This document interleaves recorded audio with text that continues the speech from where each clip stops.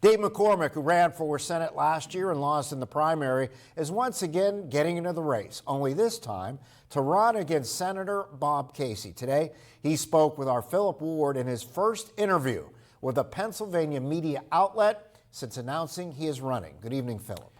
Good evening, Mike. Well, last night, McCormick announced in Pittsburgh that he will be running for the Senate, and if he gets the Republican nomination, he will presumably go on and run against Senator Bob Casey. Now, this morning, McCormick came to Erie and sat down with me to discuss why he's running, what issues he believes are the most important, and why winning Erie is so pivotal for success throughout the rest of the Commonwealth. Dave, what is it about Erie that makes it so crucial and a must-win county? It really is a bellwether, and you and I talked about that, used that word.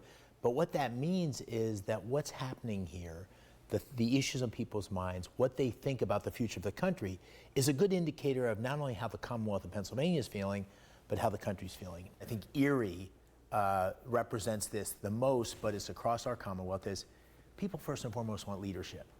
They're not so hung up on this party or that party. It's kind of like the Army. You know, I don't remember what anybody was in the Army. I just know that we were all on the same team.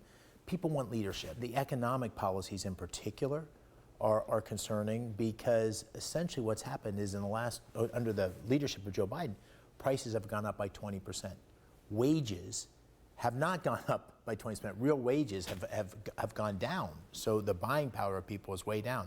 What that means is the price of food and gas and rent has gone through the roof, and that's killing working families, and it's also killing elders who are on fixed income. 5,000 people in Pennsylvania died last year from fentanyl.